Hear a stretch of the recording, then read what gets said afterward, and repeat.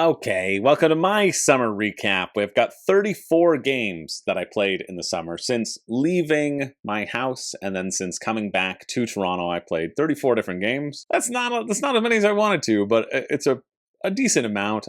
If you missed it, I had all my friends rank their games, their favorite games that they played throughout the summer, and that was really fun. That's always my favorite thing to do at the end of the summer is tell people, hey, now rank your experiences with me. Tell me when it was good and when it was bad, because that's the only way I improve. I don't know, I like talking about board games, right? It's fun to talk about board games. It's fun after playing a game night to rank everything that you played and say like, oh, this is what I think was the best, or I had the most fun doing this. And it gives us a chance to celebrate the times where we have a great time. And so my summer list, I always kind of struggle with because I end up playing a lot of games that I really enjoy, you know, that are still in my collection or actively in my collection. And sometimes it's the specific play that moves it around. Sometimes it's me discovering something new about it that moves it up. I always find with these summer recaps that like any games that are newer to me will often shoot up if they were good experiences. Because it is that sort of new and shiny and excitement, and I'm getting a chance to discover a game with other people discovering the game. That's always a fun thing. Whereas if I'm introducing people to the game, sometimes my skill level will be so significant over them because I'm familiar with the game and I know the game that there isn't really any competition, but we can still enjoy jumping into the mechanisms as well. And so I think that's what this list is kind of built on, is what were those experiences. I'm going to share what I enjoyed about those specific plays. I'm going to share why, where that play sits relative to how I feel about the game in general. So I think that's interesting, maybe, that there are different feelings for games that I'm like, no, this is objectively a good game, but I just didn't really like it that time. Or maybe then it's like your tastes are shifting and what that can say for myself, and maybe it'll just be fun to hang out with me and you get to hear about my summer a little bit. So for me, essentially what I'm going to do is I'm going to talk about the first 11 games as their own unit. So the first 11 games are kind of like the party game genre, right? I throw these into party games. I throw these into lunchtime games. These are games where they're often considered filler games, but I haven't included all the filler games that I played here. Just these are like the filler games, and these are always going to fall at the bottom of my list because I am a meaty boy. You know, I really love a nice chunky meaty experience, and I am very specific about game nights. Sometimes I'm like, listen, I don't want to play a 10-person game every time. I don't want to play a party game. Let's divvy into two groups and let's both play something like of substance, you know? And so these are the ones that I find are a little bit quicker. And I guess I'll rank those relative to each other right now, just quickly for myself. Yeah, okay. And we're going to start at the bottom of the barrel being Love Letter. I played a bunch of Love Letter this summer. I played it a few times at lunch. I was like, yeah, this would be a perfect lunchtime game. And it was a very good lunchtime game because of the time that it takes. And then I played it as a calming down game after Rachel hated How to Save the World when I played with my friend Rachel and Dorian, who wasn't on the channel. But ultimately, every time I played it, I thought to myself, why? You know, I think I've really grown out of Love Letter. Love Letter was wild back when it came out. It felt so fresh. It felt so new. And I know people were saying in the other video that there are expansions now for Love Letter. I don't even think I would really care about a Love Letter expansion, personally. I think the core of the game is solid, but it is one that I don't know if I ever need to play again. And I think that's what I realized over the summer. I was like, nah, this is like the perfect time for it. And even still, it was just okay, and I kind of would rather have played other games of a similar style. Like I probably would have rather played Cockroach Poker anytime. I didn't bring that this year, but that's something that I might have enjoyed more. So Love Letter definitely hits kind of bottom of the barrel as we go through. Then we had Codenames Deep Undercover. Honestly, a fun time.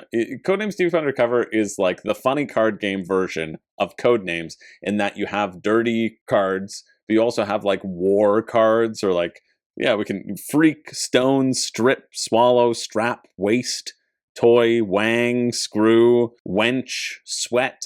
And so trying to, all of these are very similar sometimes, and I think there's actually something interesting mechanically, like I'm breaking down Codenames Deep Undercover as if it's actually a good game. But there also could be something interesting about all the words being very similar, and then you having to distinguish between these words. That could be an interesting version of Codenames. I don't know. Codenames is fine. Wavelength, which is further up on this list, is better. You know, even when I had an aggressive team against me in Wavelength, I still like Wavelength better than Codenames. But it was a nice diversion, and it was funny that George and Ken sent it to Pat. Oh, very funny. Next we have Scram. So Scram's like my number 13 game of all time. I absolutely love Scram. The problem with Scram is that I believed that it was a lunchtime game, and it really wasn't. It's not one of those things where you can pick up and play a full game of Scram you want to do with 4 rounds, and that's going to take maybe about 30 minutes. And I think for this lunchtime, when people are flitting in and out and aren't as committed or getting their attention pulled by other things, it was hard to play at lunch. I'm really glad we played it at lunch because Rachel rated it really high on her list, which is great. Pat forgot about it. And so Scram is a wonderful game that I was just really excited to share with people. But I think I chose the wrong time, and then we never got to play it in its entirety, and I don't think it ever got its time to shine. So that, by its essence, it sort of is down lower, because I'm a bit disappointed that happened, really.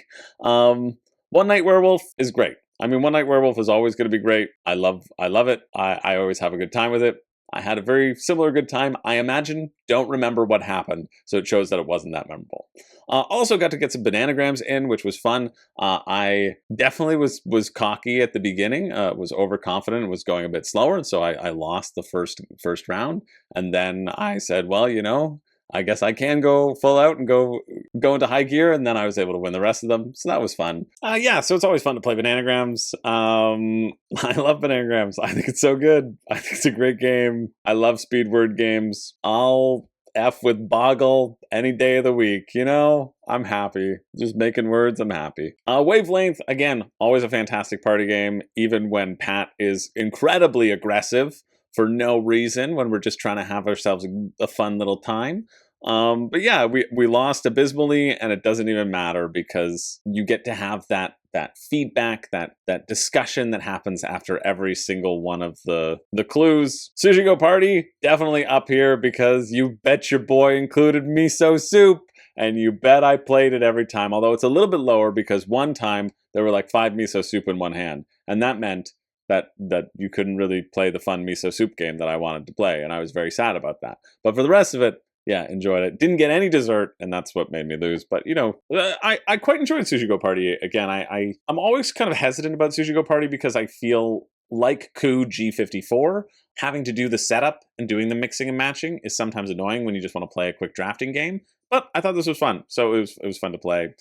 Shifty Spies has been a great hit. It's a stupid hit amongst everybody who plays it. You're just winking at people and looking at locations, and it's always just a dumb time, which I really appreciated, it being such a dumb time. I played Scout with my parents, and they caught on to it pretty quickly. It was nice and relaxing.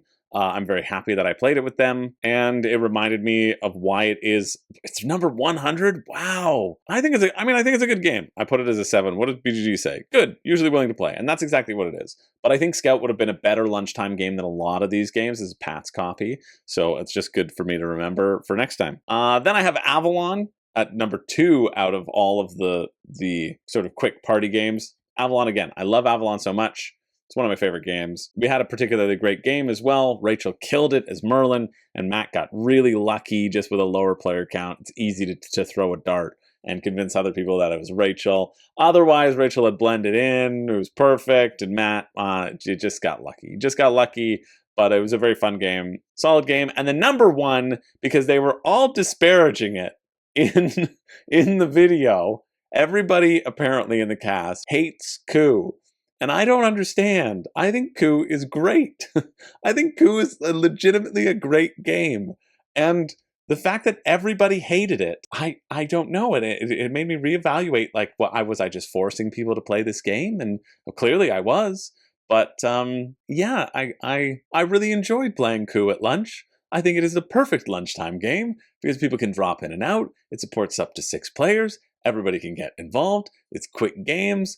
You get some bluffing and calling each other out. I don't know. Out of all my games, that play 6 players. Like, you don't want to play 6-player Dutch Blitz. I love Dutch Blitz, but I would want to play 4-player Dutch Blitz because 6 players is just like too much chaos. And really the reason why we didn't play Dutch Blitz is because there was always too much food on the table, is actually the real reason why I never suggested it. I didn't tell any of my friends this, but the reason we didn't play Dutch Blitz at lunch is because everybody was too slow eating. And there was too much food on the table, and things were going to get knocked over, and they were going to get knocked on my Dutch Blitz cards, and I didn't want that to happen.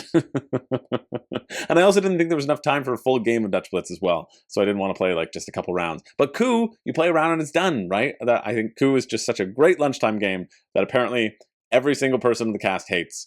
And I maybe can never play it again unless I'm doing another show with Amaka. So Amaka, please come back.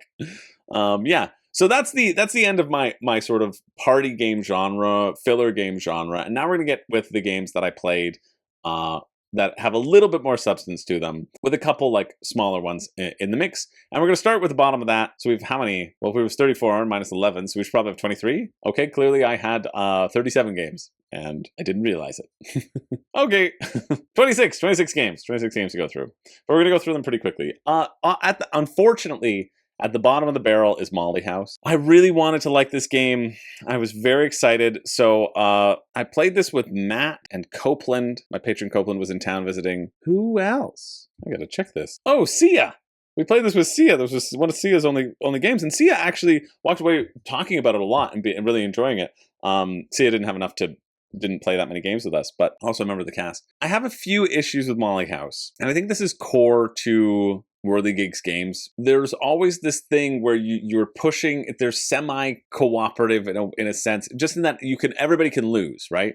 And so you have this communal track that you have to keep on pushing up. I think that works well when you're incentivized to give that track points to take away points from someone else, but it doesn't work well when you just have to kind of sacrifice your own self to give points to it, or else you don't win. You know, I never really liked that style of game, and I feel like that's very prevalent in these designs. So that was one of my main issues with this game.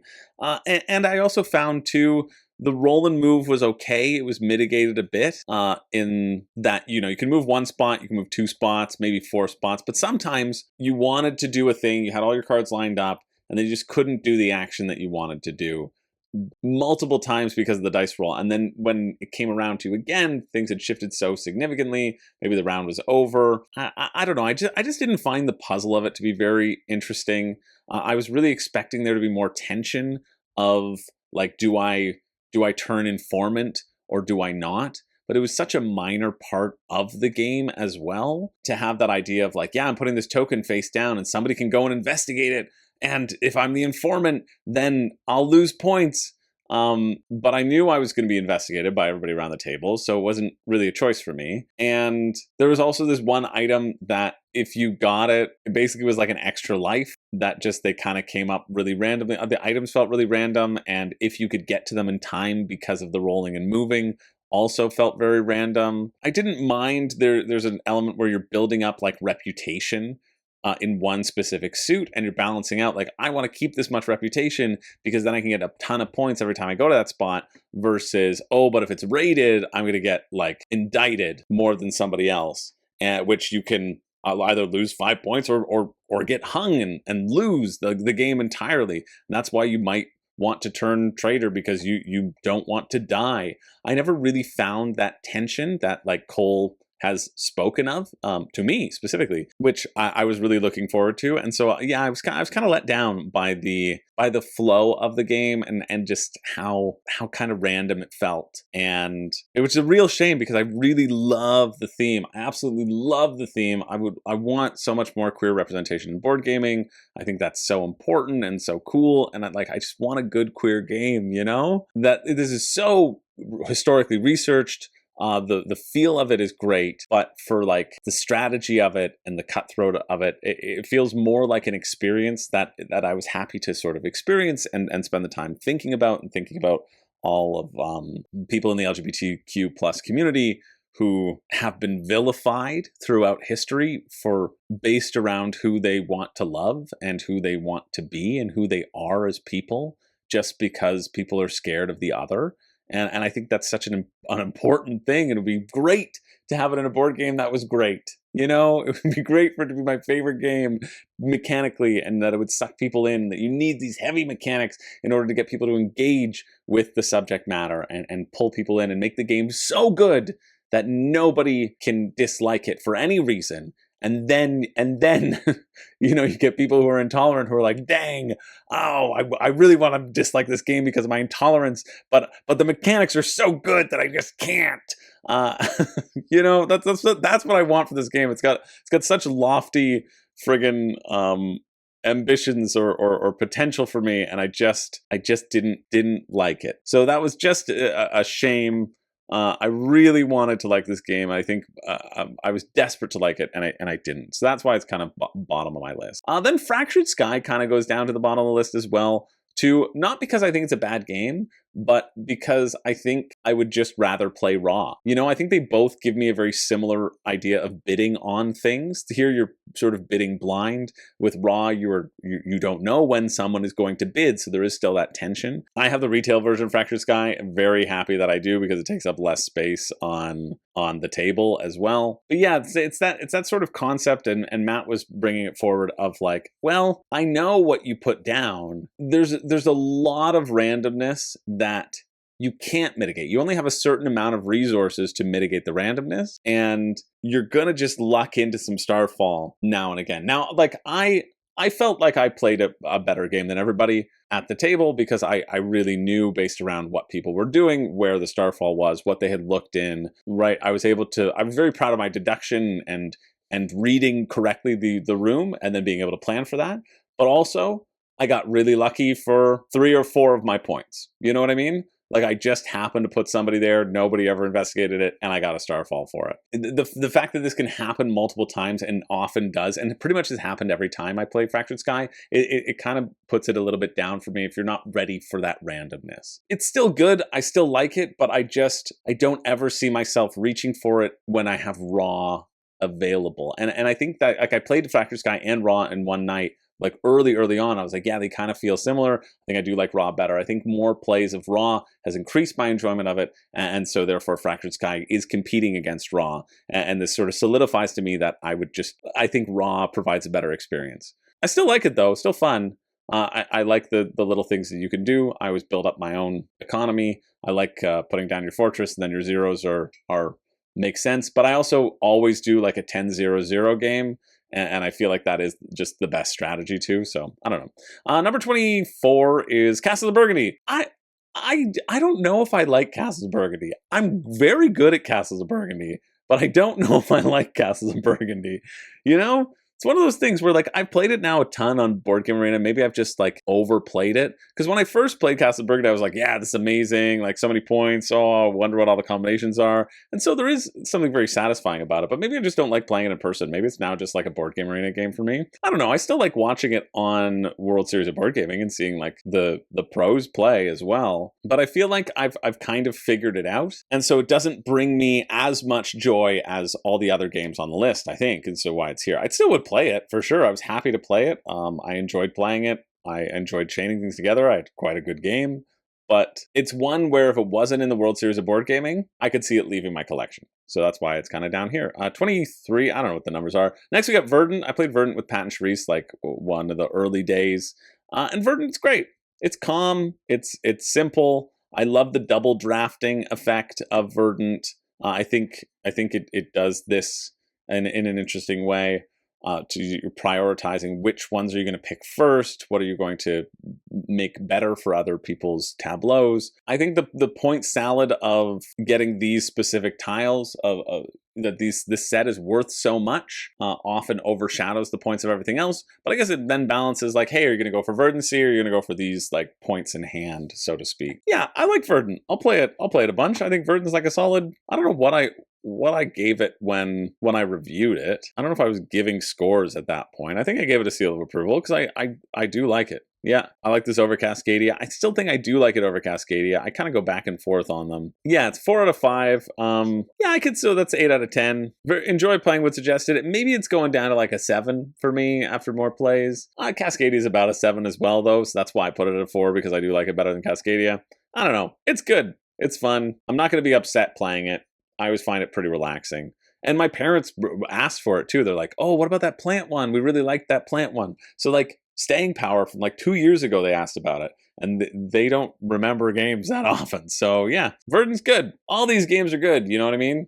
That's why I brought them. That's why I own them. But it's just sort of varying levels of good and enjoyment. So next up, we have Broken and Beautiful, a game about kintsugi. This also falls into gateway game style filler game. I don't think it would have been good at lunch. I just like the little puzzle that it gives. I don't know. I don't think it's actually objectively a very good one. I think I want it to be better than it actually is, but I still end up enjoying it whenever we play. It's a drafting game that you do a snake draft. This symbology has changed. Honestly, I think the symbology is a bit more clear. But it's a little drafting game where, you know, if I pick the first card, I'm going to pick the last card. Whatever card is left in the center, that all breaks, and then you're getting gold to repair what has been broken and get even more points for it. You're trying to set, collect, and plan. I think sometimes with the snake draft, things come out which makes it harder to plan on. Sometimes you just get a board where all of the vases are up, and then it makes that scoring condition of like whoever's the most of them a little silly and feels like a bit of a waste of a turn. Kintsugi game. Is this like a new version of it? That's cool. Maybe it's a different version. Yeah, the iconography is way better in this version. That's great. Broken and Beautiful 2024. That's a much nicer design for sure. I have the smaller one. But yeah, Broken and Beautiful. It's a great little game. I'm very happy that I backed it on Kickstarter. You know, and so every time I get to play it as a little filler game, I go, yeah, I'm happy I backed this, even though if it's like not overwhelmingly anything overwhelming. We played a Hanabi while we were waiting for Rachel to show up, and then for Rachel to do her list organizing.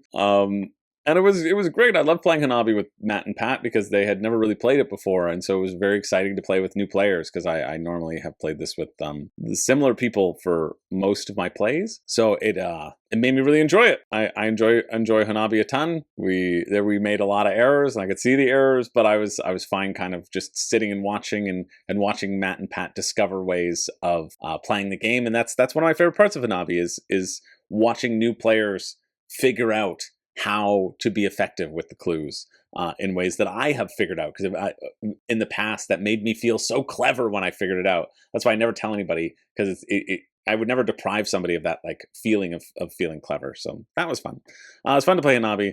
Way down here is Rising Sun. Rising Sun is my favorite game of all time. I love Rising Sun. This wasn't as good of a play of Rising Sun. I think, well, I had my best score of any game of Rising Sun I've ever played, and it's just rude at that point, you know? Also because like Matt and Henry were really in it, we're ready to be cutthroat, and like we're ready to negotiate and whatever. And then Zach and Rachel were in it, but got tired halfway through. It kind of felt like I felt bad. Essentially how it boiled down is I felt bad at the end of the game.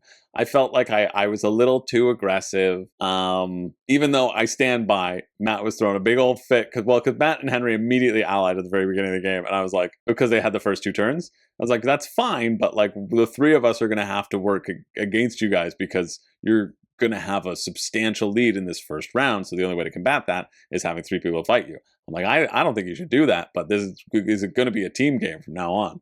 And they were like, well, it's fine. And then in the second phase, we shifted up some alliances, and Matt was like, you guys allied instantly as well. Well, the 3 of us should team up. I was like, it's a very different situation. Which he didn't think it was. I don't know. I felt bad because I got a really strong combo, and I should have told people about the combo, and I didn't. And then it got me like 20 points. And then I was Moon Clan, and so I basically was able to dominate the card buying shrine. And then I ended up having a bunch of money as well from hostage taking. So I was able to get most of the scoring cards. I just should have pulled a couple of punches. But then halfway through, Matt was like, no, if you're going to beat us, which you are, like go for a high score. At least it's that. So at least I got a high score. I don't know. It just felt bad. I just felt bad at the end of it. And I was worried. I don't think people had as much fun as I wanted everybody to have. And I think that's why it gets put down here. Because when I want to play my favorite game, I want everybody else to be like, well, this is my favorite game too. And I think there was sort of like, some of it was like a little bit of a lack of focus. A lack of like being cutthroat, a lack of everybody playing in the same way, you know? And so because of that, I think people were left a little sour. And I don't like when people are sour. It kind of bums me out, you know? I like when people are having a good time and are happy. And I try to do that. I try to do that for everybody, but I failed in this regard, and so that's why Rising Sun is way down here. Next up, we got Sheriff of Nottingham. Sheriff of Nottingham is great. We had a great time with it. Matt had a very fun time with it because he just put contraband in his bag, which essentially meant everybody could open his bag and take all of his money, and it was very funny. And so it didn't matter that like he came to that realization after I had been sheriff twice, and I was like, well, no chance for me to win.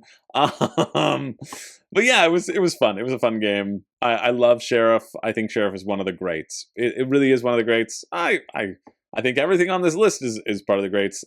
Yeah, we're in everything is good territory right now after the sadness of Rising Sun. Here's one that I played with Seb, just the two of us, and this was Wonder Tales. We played this after the contract was over, and this was sent to me by Paloma. Because I'd never played any button shy games. Well, I played Skulls of Sedlick. Shout out to Todd, as is the rule. Now, shout out to Paloma. Well, that might be their email name. Oh no, it's their email name and their real name. Okay, good. This is a fun little game. You're gonna have 2 cards, and you're gonna play one down on a grid. There's gonna be 3 different types of grids that you make. You make like a 5x3, a 4x4, then you make a little pyramid, and then everything has each side has a color, so whatever color you are, if you're blue or you're red, you'll always play blue and red cards, and then you'll get points for where they get put next to people. You don't know what cards you're going to get control over versus what cards you aren't going to get control over. A very fun button shy game. I think it suits exactly what it is for, which is just like, hey, we're waiting for something. We want to pull out this travel game. It feels like it hits that filler style game right on the nose. So yeah, I really liked Wonder Tales. I thought it was quite nice. And then I read through like the Arcana one, and I thought that one didn't look very good at all. And I don't know if I'll ever try it, to be honest. But I'll just give it away to somebody else. I'll try it, but it just feels like a limited trick-taking game for 2 players. Whereas this felt very innovative in terms of its tile laying. I really like the idea of tile laying in a button shy part. So yeah, it was quite delightful with Wonder Tales. I got wrecked, but it was still very delightful. Next we have Quacks. I played Quacks twice throughout the summer. Quacks is fantastic. It's so good. It's great. I mean, it's great until it's not, until everything's going wrong. Like my last game that I played, everything felt like it was going wrong. I wasn't getting any pulls. Matt was running away with the game. But then there was a big swing. He just kept on drawing. I think he did that to be nice to us, to not beat us too badly. And we almost were able to catch up. Yeah, Quacks is very fun. It's great to be able to just do your bag building. The flow of it is really fun. I think I might have been playing Quacks wrong all these years. You can only buy 2 things. So I think before, maybe I was buying like a bunch of pumpkins or whatever. Or like I don't know, you'd probably buy like 3 stuff. You want things with powers, right? But yeah, I think Quacks is very fun. It's super easy. I love a good push your luck game. It is probably the best of the push your luck genre, as you just boom or bust. Next up, we've got Great Western Trail El Paso. So I still have to do a review for this, and I will. I think this is exactly what this sets out to be. And it sets out to be Baby's first Great Western Trail, also a 60-minute version of Great Western Trail that is very, very, very low budget. Nope, it doesn't have that. It doesn't even have discs. It has cardboard cutouts of discs or cardboard cutouts of cubes. The production value is very, very low. No budget, in fact. It would be great if it had discs and cubes. That would elevate it. The board kind of sucks because it's floppy and like things can't sit on it because it's folded. But I liked it. I think it's quite fun. I like the flow. It captures that essence of action economy, of running around in a circle. In a circle, I really wanted to get Great Western Trail New Zealand to see how Matt and Pat would react to it. They'd never played any Great Western Trail. And so I did Matt and Pat with it, and they both hated it. They both put it as their worst game of the summer. We played it twice. They asked to play it again, and they hated it. They're like, we never ever want to play this again. And both of them hated it. In a way that, like, the first one, when you play Great Western Trail, you don't know that you have to speed through it, right? That it's a speed game, that it's a race. that you can't stop everywhere. So they definitely pivoted on their second one. We're like, okay, we want to try, we want to see, and they were trying to optimize, but they still just really hated it. They didn't like much about it. They had a very bad time with it, and they didn't like it. But I like it, so I don't know. I had a good time with it. I think it's fun. If you're a Great Western Trail fan, maybe you'll enjoy it. I think if you're not, you should play the bigger game anyway, because it'll feel more meaty and not just like you're running around in a circle, you know? It might feel like you're doing more things. I don't know. I love Great Western Trail New Zealand. It's my number 4 game. I still need to have a copy, and I keep begging Asmodee to send me one, and they're like, yes, at some point, maybe go buy it yourself, which I will. So yeah, I liked it, but Matt and Pat hated it, which I didn't know until we did the recap video. Next we've got Trains Rising Sun. I managed to pick up a copy of Trains Rising Sun, which is it's out of print expansion for Trains, which I love Trains.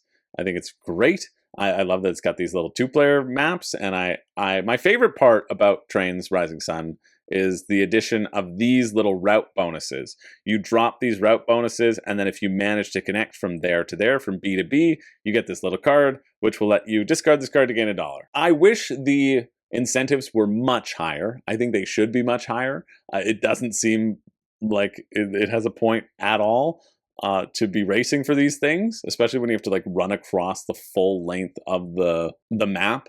And the only benefit is you get to discard the card to draw 1 card. I guess you get some additional victory points as well, too, for doing it. But I don't know. I just feel like the incentive should be much higher. But it was fun. I played it with a couple people who'd never played Trains before, Daniel and Charisse, and they both enjoyed it. And so I enjoyed myself as well. I like the route bonuses. I like that I have more cards. And I like that I have this little, very easy to incorporate expansion for one of my favorite games. Just a very simple, satisfying, relaxing deck builder. I put Shuffleboard on here. We had a big Shuffleboard table at the Brunswick house, and boy, oh boy, did it make my dreams come true.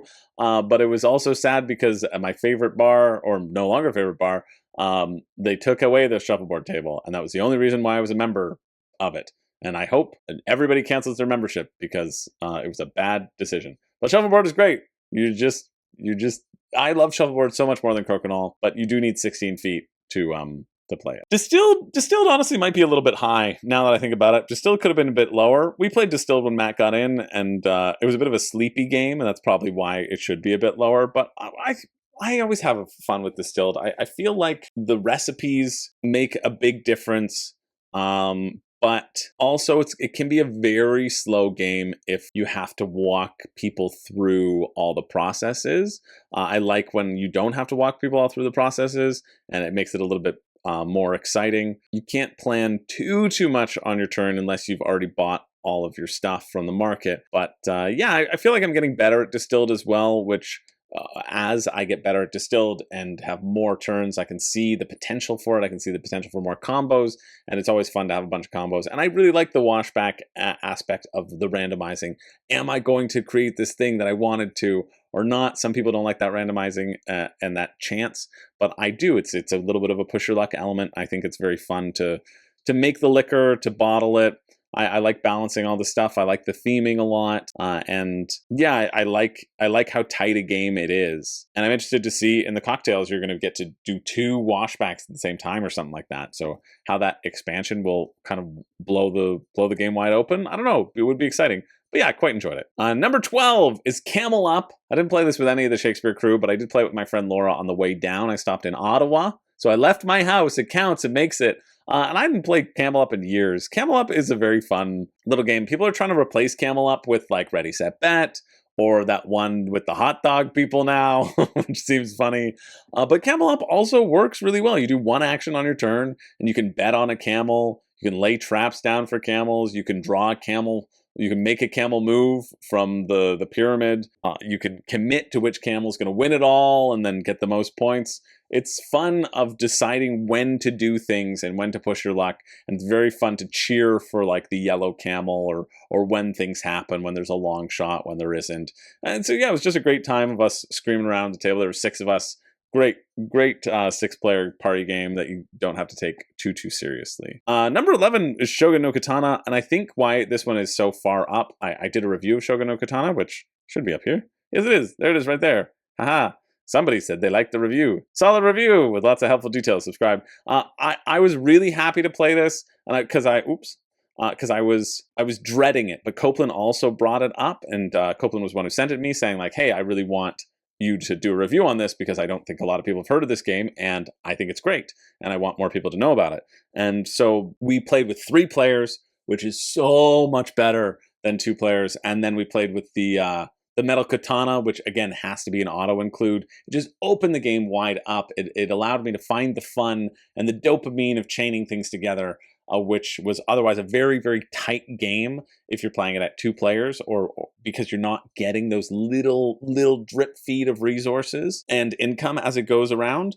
But yeah, so I was so thrilled to have that, such a drastically different experience from a 2-player version to a 3-player version. Don't play it at 2. Really don't. Or play with the Metal Katana and then make sure to incorporate like the ghost player. Like they need to emphasize that a lot more. This is definitely a 3 or a 4-player game. And because of that, I think it was so delightful to play at 3 players that it really turned my whole opinion around on the game. And I love when that happens. It's always very exciting. So number 10 is How to Save a World. I played this 3 times this summer. This is the most out of all the games that I played, because I dropped it off with Griffin and Aaron. And then I played it with Rachel and Dorian, and then I played it with Pat and Matt, all 3 players each time. And I still really like this game.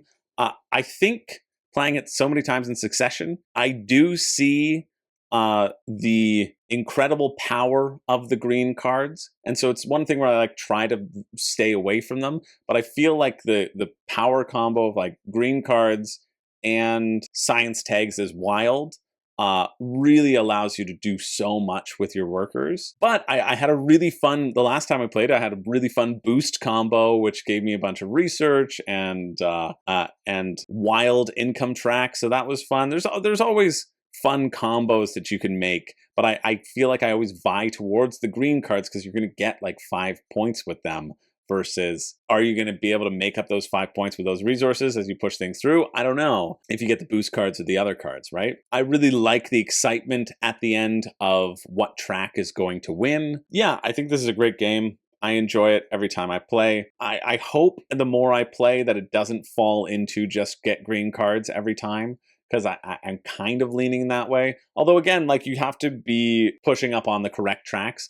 I never get the track correct, but I'm always second on the correct track, and then first on something else, and then like second or third in and that usually is a good breakdown of points plus my points from green cards to make me win. But it's interesting. I've seen a lot of people go for the getting point strategy as the game goes on, and investing in that early on and getting those little points to accumulate often can make the difference too.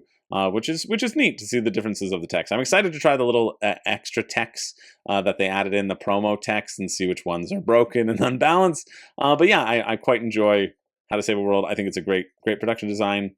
Really like the game. Number 8 and 9 are Everdell and Everdell Farshore. So everybody pretty much enjoyed Farshore less than Everdell. Everdell beat Farshore on everybody's list, and I think that's correct. I really liked playing Farshore because I played so much of Everdell that it was refreshing to dip my toe into what was essentially Everdell with different pictures and a slight change of rules. I'm not a huge fan that like most of the cards are the same in Farshore as they are in Everdell in terms of their DNA and how they interact with each other. And so Farshore really feels like just a different version of Everdell. I thought maybe the ease of the anchor system versus the door system might make sense. So essentially, in Everdell, you can put critters in for free if you have the correct building, right? Like the ranger can live in the dungeon because the ranger can go into the dungeon for free.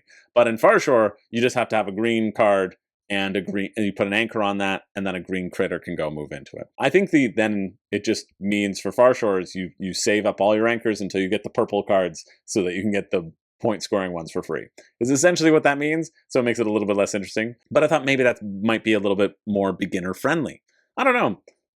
I think I like Everdell more than Everdell Farshore as well, because there is more opportunity for churning cards. That's my favorite part of being maxed out at 15 and then be like, no, I'm destroying this card, I'm destroying this card, and this one goes in here, and now I have 3 more spaces that I can like put more stuff in. And with Farshore, it doesn't give you as many of those opportunities. But yeah, they're both great. I'll have a full review for Farshore coming out at some point. Number 7 is Spirit Island. I hadn't played Spirit Island in ages. It was very fun to play Spirit Island. I also played with a harder difficulty than I normally play with. Hey, that was the combo of the spirits that Matt and I played. Ever-Growing Green and Lightning Swift Strike. Oh, that's fun. Yeah, we played as this exact combo. It was a fun combo. And we played with one of the lords or one of the people who made it a bit harder. I still need to find the sweet spot of difficulty with Spirit Island because I've never lost the game.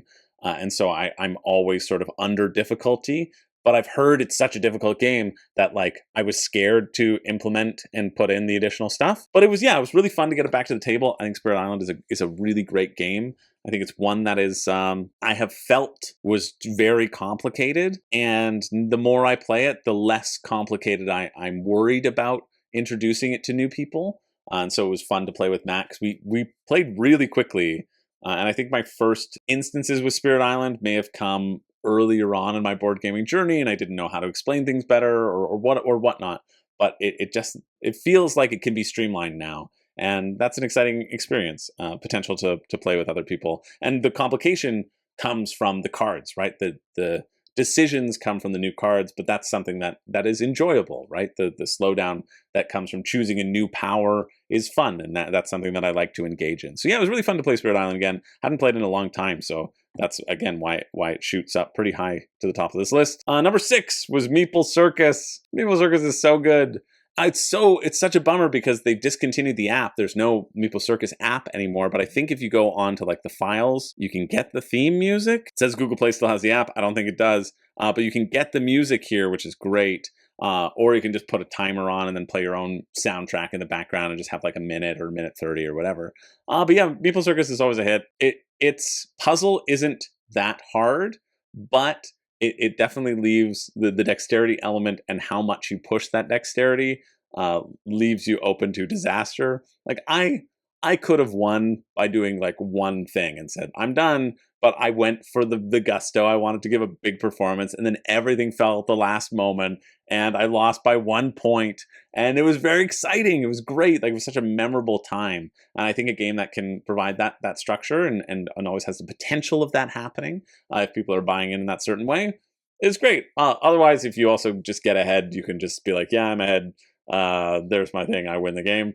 But it's less exciting. And I think the spirit of Meeple Circus is to have fun. It's fun stacking these things and racing and trying to stack these pieces in weird ways. And yeah, it's always a great time. So really, really like Meeple Circus. That was my number 6. Number 5, this is a big surprise for me, but it's Decrypto. And I've never really liked Decrypto anytime I've played it. I've played it a bunch, and I've never really enjoyed it. In fact, anytime we play, I kind of go, oh, all right, I guess we're playing Decrypto. That's fine. I kind of lumped it in with all the other party games. And what was different about this is that I played it with just 4 people. And I thought that was great. Community says best 4 or 6. Yeah, I think it's best at 4, which I was, it's been 8 people maybe every time I've played it. Or 7, or at least in that higher player range. That, you know what? I'm going to improve. I'm going to improve its rating. I did enjoy playing it, and I would suggest. Actually, I would suggest it. I would suggest it at 4, at specifically 4 people. I would suggest it. So yeah, that boosts up from before it was a 6, and now it's like an 8.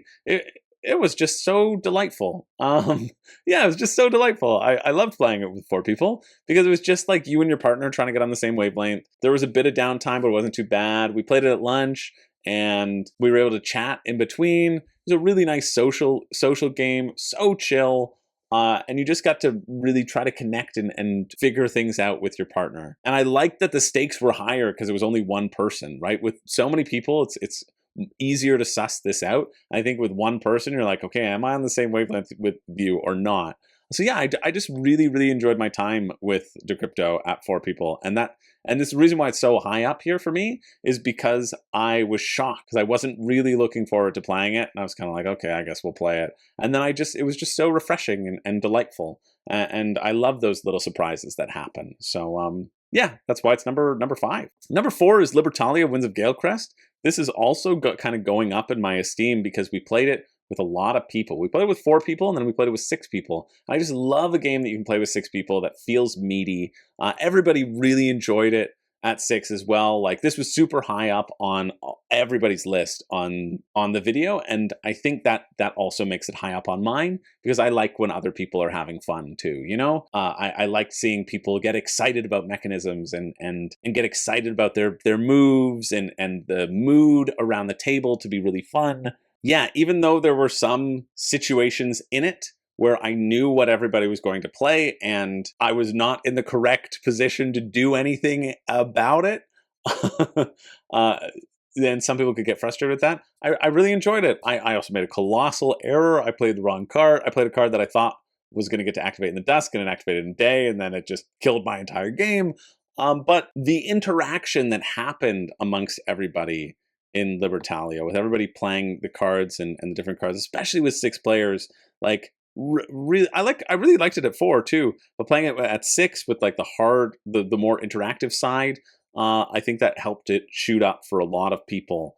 And yeah, this is one of those games which has been on the shelf, and I've been like, oh yeah, it's good, there are a lot of good games, but like, I just really had a great time with it, especially at that 6 player count. So it was one where I was like, oh, I'm even bringing it, because I think Pat requested it or somebody requested it. Even bringing it, I was like, why do I have to bring this? You know, I was like, I could bring something else that I want to play, but I'm so happy I did. And I'm so happy that like everybody really enjoyed it. So that definitely made it shoot up on my own list. Talking about Cult of the New, I played Moon for the first time with Griffin and Aaron. Shout out to Griffin and Aaron.